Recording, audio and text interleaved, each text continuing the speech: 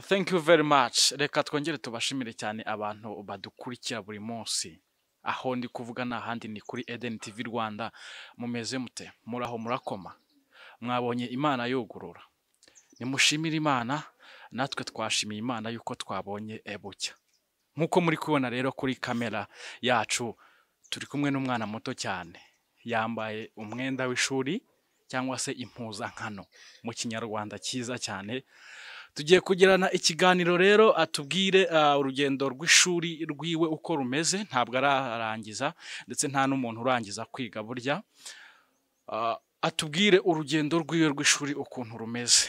Nongera kukwibutsa yuko uyu nguyu ari umugenerwabikorwa cyangwa se umwe mu bantu dufasha hano kuri Eden Temple International muri program yitwa Eden's Child. Agiye kudusangiza rero ibintu bitandukanye nk'umutemwe.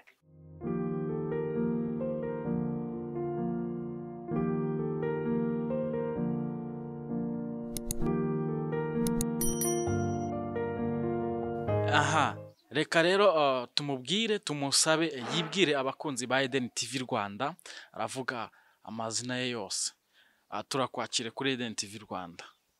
Murakoze, nitwa Nshuti Jean de Dieu, nkaba ndi umwe mu bana bafashwa na Eden's Child. Aha, Eden's Child iragufasha mu buhe buryo? Mfasha mu buryo bwo kumbonera school fees, mu rugo ikaduha ibikoresho by'ingenzi tugenda dukenera. Nk'ibihe? Ibijyanye na school fees harimo amakayi, uniforme na minerval. Ibijyanye no mu rugo ibyo twifashisha harimo amasafuriya yo gutekamo, matora, bed cover zo kuryamamo. Aha, arakoze cyane Nshuti Jean de Dieu. Ubundi iyo tuvuze Nshuti Jean de Dieu, ni umwana ufite imyaka ingahe? Ni umwana wiga mu wa kangahe? Ni umwana ufite ikihe cyerekezo? Iyo tuvuze Nshuti Jean de Dieu, ni umwana ugeze mu mwaka wa mbere w'amashuri yisumbuye, akaba afite intego yo kuzaba dogiteri w'ejo hazaza. Aha, ushaka kuba dogiteri w'ejo hazaza. Wumva ari uruhe ruhare cyangwa se ni uruhe ruhare ki amashuri azagufasha muri iyo papasi yawe? Bitewe nyine n'ibintu ngenda mbona abana, numva nyine nakiga cyane ibintu bijyanye n'ubumenyamuntu kugira ngo mbashe, ikintu cya mbere nshaka kugeraho ni ukuvura abana batoya. Yes. Aha, Nshuti Jean de Dieu rero aragira ati my purpose cyangwa se intego yanjye ni ukuba dogiteri, hanyuma dogiteri uzajya uvura abana bato cyane nkabaha ubuzima bwiza buzira umuze. Aha, Nshuti Jean de Dieu, ni iki kintu gikomeye wumva Eden's Child igufasha ku buryo uvuga ngo iki kintu niryo zingiro ry'ubuzima bwawe? Ikintu numva gikomeye imfasha nuko inyishyura minerval y'ishuri, kandi ishuri aricyo kintu cya mbere numva nzakuramo intego zanjye zizamfasha mu buzima bwose. Yes, great and special one. Uri umuntu w'umugabo. Aha, Nshuti Jean de Dieu, wumva ubundi uvuga indimi zingahe? Indimi mvuga ni ururimi rumwe Rwonyine. Ebyiri nshyizeho n'akavukire, Ikinyarwanda. Ita gakondo. Yes. Gakondo yawe ni iyihe? Kinyarwanda. Ni Ikinyarwanda. Nyuma urwiyongera kuri gakondo ni uruhe? English. Ubuse ushobora gufata nk'iminota 2 uganiriza abakunzi ba Eden TV mu Cyongereza? Okay.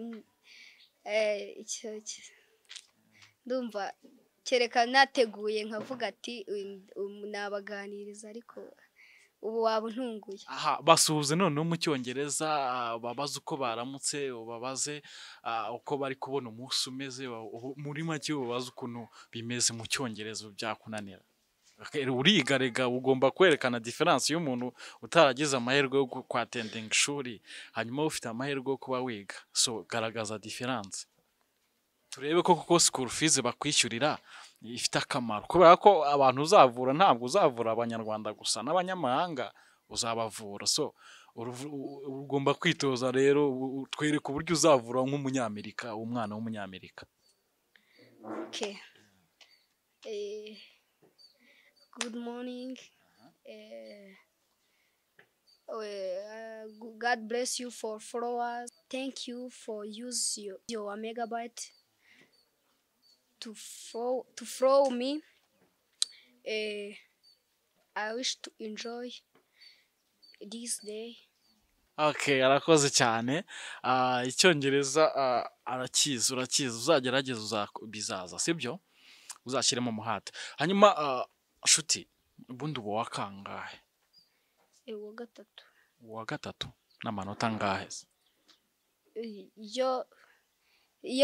Fate nk'urugero nk'ubu ngubu igihembwe cyashize wabaye wa kangahe, ufite amanota angahe ku ijana? Nabaye wa gatatu n'amanota 75. Hanyuma ni ayahe masomo utsinda, ni ayahe masomo wiga ukumva ariyo masomo uri kumva cyane kurenza ayandi?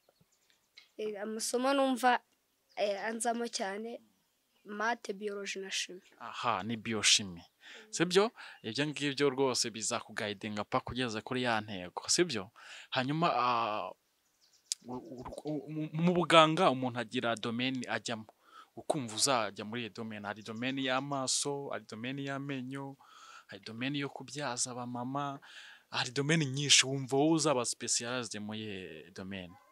Njye mba numva navura abana batoya nkabavura uburwayi bw'amaso. Yes. Okay, very nice. Aha.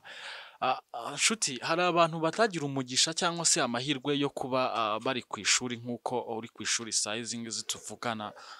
Wababwira iki nk'umuntu uri mu buzima bw'ishuri? Wababwira iki? Ikintu nababwira ni ukwihangana, kuko natwe ntabwo twari tuzi ko aya mahirwe twayageraho, ariko nyine Imana buriya ikintu cya mbere ni ugusenga, ukihangana, kandi wabona nuko ugera mu ishuri ugakoresha umuhate kugira ngo ayo mahirwe ubonye yo gukandagira mu ishuri uyabyaze umusaruro. Ese iyo ubonye nk'abana bagiye mu ishuri bakava mu ishuri, ubona biterwa n'iki? Bishobora guterwa no kubura ubushobozi bwo kwishyura ishuri, kandi nanone bishobora guterwa n'ababyeyi be batabigizemo umuhate wo kumufasha ngo ajye mu ishuri.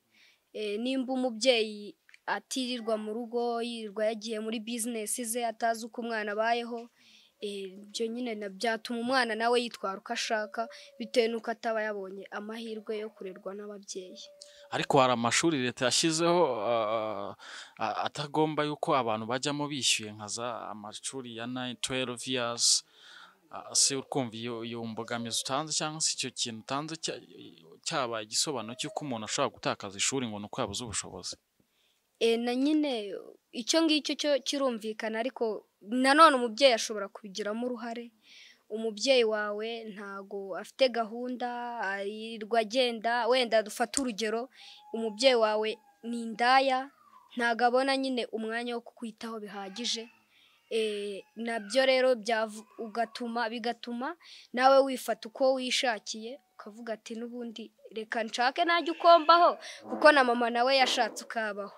Bigatuma rero nawe wifatira izindi nzira zituma uva mu ishuri. Urakoze aho ngo. Ese nshuti, amasomo menshi mwiga mbona muyiga mu cyongereza cyangwa se mu ndimi z'amahanga, ubona biterwa n'iki? Kubera iki twiga mu Rwanda ariko biology tukayiga mu cyongereza, chimie tukayiga mu cyongereza, tukiga n'isomo ry'icyongereza, physique tukayiga mu cyongereza? Ubona biterwa n'iki kugira ngo ibyo byose tubyige mu ndimi z'amahanga ntitubyige mu rurimi rwa gakondo yacu? Njye uko mbona biterwa n'uko ururimi rukunda gukoreshwa ahantu henshi. Icyongereza gishobora kuba gikoreshwa mu Rwanda, kuko mu Rwanda twize ikinyarwanda gusa, abakerarugendo, abantu b'abanyamahanga baza mu Rwanda ntago twabasha kugira ability yo kubakira, kugira ngo tubone uko nyine twabafasha muri serivisi. Kandi natwe nyine tuba tugomba kujya hanze, ushobora gutsinda wajya kwiga hanze bikagusaba ubushobozi bwinshi, kuko utaba warimenyereje kuvuga rwa rurimi rw'abanyamahanga. Ariko nyine iyo tubihereye hasi tubyiga mu masomo, bidufasha kuzamuka tubizi, ku buryo niyo wajya hanze wamenya kuvugana n'umunyamahanga. igisobanuro cyiza cyane, impamvu amasomo za shimi, za biology, za fizike tuziga mu cyongereza. Nshuti aragira ati uyu munsi ushobora kuba uri mu Rwanda ariko warangiza kwiga ukabona buruse ukajya kwiga hanze, muri scholarship, noneho byashoboka gute yuko wiga ukominikana n'abo bantu utazi ururimi rwabo? Ese turamutse twakiriye abakerarugendo twakominikana gute tutazi icyo cyongereza? Niyo mpamvu rero Shuti abisobanuye neza cyane. Hanyuma Shuti, ko numva ufite imitekerereze iri hejuru, isoko y'ibi byose iva he? ni mu ishuri. Ni mu ishuri? Ni ukuvuga ngo umuntu wese ugeze mu ishuri ashobora kugira ability yo gutekereza nk'uko utekereza? Igihe uri nyine ubundi nyine ukuntu ubaye uri muzima nta kibazo ufite cyo mu mutwe cyangwa ubundi bumuga, uretse ko hari n'abantu baba bafite ubumuga buri fiziko ariko bakabasha gutekereza. Rero nyine intego ni gutekereza ukareba ejo hazaza, tukabasha kureba kure nyine kugira ngo twitegurire ubuzima bwacu bwiza. Aha Shuti, ndagira ngo umbwire, ese ufite ubushobozi cyangwa se washobora kubona umuntu ukatekereza ko yageze mu ishuri, ukabona n'undi muntu ugatekereza ko atageze mu ishuri? Haba hari itandukaniro ry'umuntu wize n'umuntu utarize. Aha, mbwira, umuntu wize arangwa n'iki, umuntu utarize arangwa n'iki? Byanze bikunze ishuri hari ubuzima ridutoza bwo kuba hanze, ariko nimba reka mpere ku muntu utarize, nimba uri umuntu akenshi na kenshi ntabwo wabona umuntu wize warangije kwiga, wize entrepreneur, kwihangira business, yarangiza ngo agende ajye kwiba mu baturanyi. Akenshi na kenshi uba usanga abantu biba ari abantu batize, baba babuze ibibatunga bagahitamo inzira yo kwiba, nubwo nababwira ko iyo nzira atari good. Aha, tutararenga aho ngaho, hari abantu barimo kwiba bakoresheje ikoranabuhanga, kandi ikoranabuhanga baba bararyize. Ubwo se umuntu uwo nguwo we ntabwo yize kandi akaba yiba? Uwo nguwo nyine we ikintu navuga ko nta bumenyi buhagije mfite ku ikoranabuhanga, ariko abize nabo barimo baragerageza uburyo bwatuma nyine batiba bakoresheje ikoranabuhanga. Aha, noneho tubwira, wari utubwiye ibiranga umuntu, imico y'umuntu utarageze mu ishuri. Umuntu wageze mu ishuri noneho aba afite iyi mico ku buryo ashobora gukora ikintu akavuga ati this person has attended a school. Imico aba afite, nimba warize yego ushobora kurangiza ntubone akazi, ariko ushobora kwita uvuga ati ndatangira ncuruza akantu gatoya, ariko nyine mu buryo ugacuruzamo n'uburyo kari gutera imbere bikerekana ko uyu muntu yize. Ariko nimba utarize nta nubwo wamenya kubana neza n'abandi ngo umenye ukuntu business yawe wayakiramo abantu neza, babashe kuza gukunda business yawe. Aha Shuti, ndaza kukubaza ibibazo biri hejuru kubera ko nabonye ushoboye kubisubiza. Tugereranyirize uburezi mu Rwanda ubona buhagaze gute? Ese burajegajega? Ese burakomeye? Wowe ubibona gute uburezi bwo mu Rwanda, education du Rwandais? Uburezi bwo mu Rwanda ngiye mvuga ko bukomeye, kuko impamvu mvuga ko bukomeye ari umuntu uri hasi ari n'uri hejuru, bose bafite ubushobozi bwo kwiga bitewe n'amashuri ya leta yagiye ashyirwaho atishyuza. Rero waba uri hejuru waba uri hasi uriga, nicyo gituma uburezi bwo mu Rwanda bukomeye. Iyo ni education promotion cyangwa se education for all. Aha, njyewe noneho Shuti rero ndagira ngo nkwibarize, ndagira ngo umbwire, iyo ugiye mu ishuri guhera kuwa mbere, kuwa kabiri, kuwa gatatu, icyumweru kigashira, ukwezi kugashira, udacika intege, hanyuma noneho hakaba n'undi uza bigura intege akaza ku ishuri umunsi wa mbere, ejo agasiba, undi akaza undi munsi agasiba, undi kubera iki bamwe bakunda kwiga abandi ntibakunde kwiga? Biterwa n'iki? Kandi nta kintu n'iki ngicyo ashaka kwireguza ngo ngo byagenze gutya. School fees, hari ibigo abana bajya kwigaho ntibatange school fees. Kubera iki bamwe bagira umuhate wo kwiga abandi ntibagire umuhate wo kwiga? Ubona biterwa n'iki? Icyo ikintu mbona cyabitera, njye kwiga mba mbona ari nk'impano Imana yaduhaye. Rero ushobora gusanga hari umuntu uba ubifitemo umuhate bitewe n'ikintu, nimba uri kuvuga ati njye nzatwara indege, ufite iyo ntego yo kuzatwara indege. Hari n'undi uba ufite intego avuga ati njyewe nzubaka, akavuga ati rero niyo nakiga amashuri angahe najya kwiga imyuga nkiga ibyo kubaka. Ariko nimba ufite intego yo kuzatwara indege ukaba pilot, ntago wagira umuhate muke wo kwiga, bigusaba kwiga cyane kugira ngo ugere kuri iyo ntego. Rero iyo bitewe n'intego ufite ni nawo muhate ukoresha ushaka kwiga. Okay. Noneho bishatse kuvuga yuko umuntu ajya kwiga afite intego ashaka kugera. Yes. Ntabwo ushobora kujya kuri iyo ntego utageze mu ishuri. Ntago wagenda mu ishuri ngo uvuge ngo ngiye kwiga udafite intego ushaka kuzageraho. Ayo rero niyo makosa abanyeshuri benshi bakunda gukora. Akenshi ushobora kubona umuntu yagiye ku ishuri kubera igitsure cy'ababyeyi, urumva? Akajya ku ishuri atabishaka, akajya ku ishuri bitamurimo. Ibanga rya mbere nuko ubyishyiramo, ukaba ufite n'intego ushaka kugeraho. Iyo ntego kandi ugomba kugera uko wabanje guca mu ishuri, byose ukabishyira mu mutwe wawe. Gira ikintu rero ubwira abantu, kubera iki hari abantu barangiza kwiga bagashomera. Uwo muntu aba yarize nta ntego afite, nicyo bishatse kuvuga. Arangiza kwiga hanyuma akagera hanze akaba umushomeri. Ya ntego yiwe ibigezweho? Intego yiwe ntago ibigezweho, ariko igihe cyose wize, igihe icyo ari cyo cyose uba witeguye ko akazi kaboneka ukagakora. Ariko iyo utize uba uvuga ati niyo kaboneka ntago nagakora kuko nta bushobozi mbifitiye. Ariko igihe cyose wize uba uvuga ati akazi akariko kose, igihe icyo ari cyo cyose kazira nagakora. Ni byinshi cyane rero nshuti atubwiye. Reka duclosingira ahangaha, atukwibutsa gukora subscribe, comment na share kugira ngo ibintu bikomeze bigende so fresh kabisa. Twongere tukwibutse yuko hari ikiganiro turimo gucishaho akantu keza cyane kuri YouTube, turimo kugatunganya. Ndabizi neza ko kazabaryohera abantu bakunda ibintu bya religions kabisa. Turimo kwinjiramo penetrating, dukora ubushakashatsi, kazaba kameze so fresh.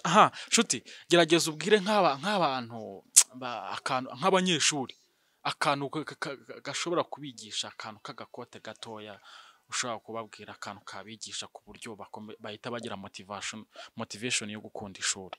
Ikintu cya mbere rero cy'ishuri, ikintu cya mbere nakubwira, nimba ubyutse kuwa mbere ujya ku ishuri, uharanire kuvuga ati uyu munsi, nimba ugiye nta kintu uzi, uharanire kuvuga ati uyu munsi ntahana iki kintu kimwe, n'ejo kuwa kabiri uvuga ati ntahana iki ngiki. Ntukagende uko waje ngo abe ariko usubira mu rugo umeze. Kirazira. Yes. That's it. Uramenye ntukavomere mu kiva. Utazavoma uzi ko wajyanye amazi, wagera mu rugo ugasanga wavomeye mu kiva. Nibyo nshuta kubwiye. Your purpose ugomba kujya ku ishuri, hanyuma intego no kugira ikintu vana ku ishuri. Kubera yuko nutagira ikintu vana ku ishuri uzaba wavomeye mu kiva. Ndagushimiye cyane, ngiye banyita Vegas Captain. Ciao ciao.